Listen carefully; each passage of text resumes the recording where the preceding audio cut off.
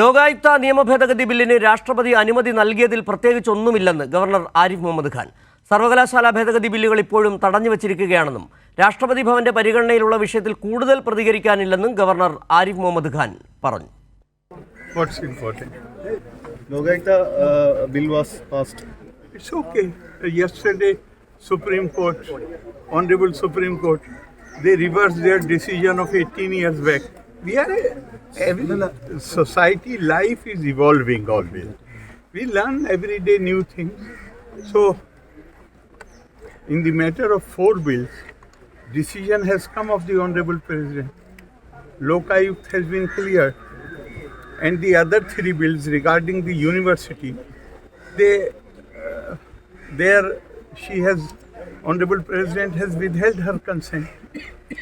Other 3 bills, something which is there in the Rashtrapati Bhavan, you want me to comment about that?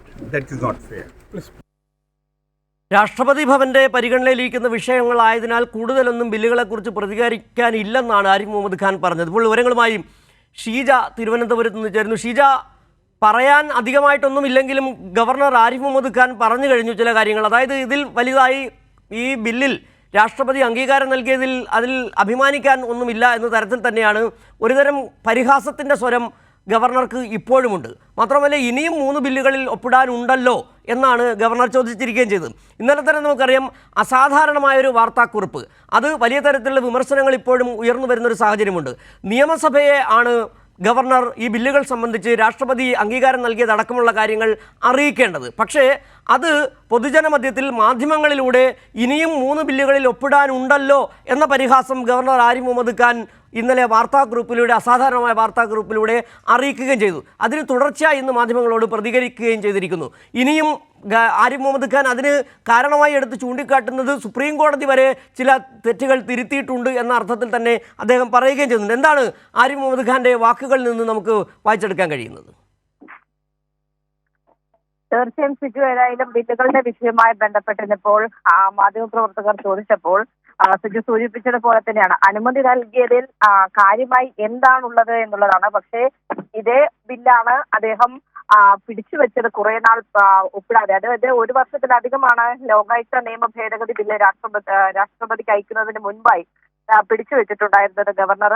പക്ഷേ ഇന്നിപ്പോൾ അത് രാഷ്ട്രപതി ഒപ്പിട്ട് കഴിഞ്ഞപ്പോൾ ആ ബില്ലിൽ കാര്യമായി എന്താണുള്ളത് എന്നുള്ളൊരു ചോദ്യമായാണ് ഗവർണർ മാധ്യമങ്ങളോട് പ്രതികരിച്ചത്. അതിനൊപ്പം തന്നെ സൂചിപ്പിച്ചതുപോലെ തന്നെ സർവകലാശാല ബില്ലുകൾ അത് തടഞ്ഞു വെച്ചിരിക്കുകയാണെന്നും മറ്റു 3 ബില്ലുകളിൽ തീരുമാനം എടുത്തിട്ടില്ല എന്നുള്ള കാര്യവും അദ്ദേഹം പ്രതികരിക്കുന്നു. ഏതായാലും അസാധാരണമായൊരു വാർത്താക്കുറിപ്പ് അത് കഴിഞ്ഞ ദിവസം തന്നെ അദ്ദേഹം പുറത്തിറക്കിയിരുന്നു. അതിൽ സാധാരണ ആ രീതിയിലുള്ളൊരു വാർത്താക്കുറിപ്പ് രാജ്ഭവനിൽ നിന്നും അങ്ങനെ വരാറില്ല. അതിൽ പ്രധാനമായും പറഞ്ഞിരുന്നത് 3 ബില്ലുകൾ, സർവകലാശാലയുമായി ബന്ധപ്പെടുന്ന 3 ബില്ലുകൾ അത് രാഷ്ട്രപതി തടഞ്ഞു വെച്ചിരിക്കുന്നു. മറ്റ് 3 ബില്ലുകളുടെ കാര്യത്തിൽ തീരുമാനമെടുത്തിട്ടില്ല, അത് പരിഗണനയിലാണ്. അതിനൊപ്പം തന്നെ ലോകായുക്ത ബിൽ മാത്രമാണ് രാഷ്ട്രപതി ഒപ്പിട്ടിട്ടുള്ളത്. ഈ രീതിയിൽ ഒരു വാർത്താക്കുറിപ്പായിരുന്നു ഇറക്കിയിട്ടുണ്ടായിരുന്നത്. ഏതായാലും ഇപ്പോഴും അദ്ദേഹത്തിന് സംസ്ഥാനം, അതായത് കേരള നിയമസഭ പാസാക്കി അദ്ദേഹത്തിന് അയച്ച ബില്ലുകൾ അത് 7 രാഷ്ട്രപതിക്ക് വിട്ടതിലും മറ്റുള്ളവ ഒപ്പിട്ടതിലുമുള്ള ഒരു നീരസം അതിപ്പോഴും ആ രീതിയിൽ തന്നെ തുടരുന്നു എന്നുള്ളത് വേണം അദ്ദേഹത്തിന്റെ പ്രതികരണത്തിൽ നിന്നും വ്യക്തമാകുന്നത്. ശരി, ഷീജയാണ് വിവരങ്ങൾ നൽകിയത്. ബില്ലുകളുടെ കാര്യത്തിൽ രാഷ്ട്രപതി അംഗീകാരം നൽകിയപ്പോൾ അത് നിസ്സാര കാര്യമായി തോന്നുന്നു. അതിലെന്താണ് ഇത്ര കാര്യമെന്നാണ് ഗവർണർ ചോദിക്കുന്നത്. 2 വർഷത്തോളം ബില്ല് തടഞ്ഞു വെച്ചതിന് ശേഷമാണ് സുപ്രീം കോടതിയിൽ കേരളം കേസുമായി എത്തുന്നതിൻ്റെ തലേന്നാണ് രാഷ്ട്രപതിക്ക് ആരിഫ് മുഹമ്മദ് ഖാൻ ഈ ബില്ല് അയച്ചു കൊടുക്കുന്നതും. ഒരുപക്ഷെ ആരിഫ് മുഹമ്മദ് ഖാൻ കരുതുകയും ചെയ്തിരുന്നു വളരെ വൈകാനുള്ള സാധ്യതയുണ്ട്, രാഷ്ട്രപതിയുടെ ഓഫീസിൽ നിന്ന് ഈ ബില്ലിന് അംഗീകാരം കിട്ടാൻ വൈകുമെന്ന് കരുതുകയും ചെയ്തിരുന്നു. പക്ഷേ വളരെ വേഗത്തിൽ തന്നെ 3 മാസത്തിനുള്ളിൽ രാഷ്ട്രപതി ഈ ബില്ലിന് അംഗീകാരം നൽകുകയും ചെയ്തു. ഇതിൻ്റെ അടിസ്ഥാനത്തിൽ വലിയ തരത്തിലുള്ള അംഗീകാരം സംസ്ഥാന സർക്കാരിന് ലഭിച്ചതിൻ്റെ അടിസ്ഥാനത്തിലാണ് ഇന്നലെ അസാധാരണമായ ഒരു വാർത്താക്കുറിപ്പ് രാജ്ഭവൻ്റെ ഭാഗമായി വരികയും ചെയ്തതിൻ്റെ തുടർച്ചയായാണ് ഇന്ന് മാധ്യമങ്ങളോട് ഇതിലെന്താണ് കാര്യമെന്ന് ഗവർണർ ആരിഫ് മുഹമ്മദ് ഖാൻ ചോദിക്കുകയും ചെയ്തു. വിവരങ്ങളാണ് ഷീജ തിരുവനന്തപുരത്ത് നൽകിയത്.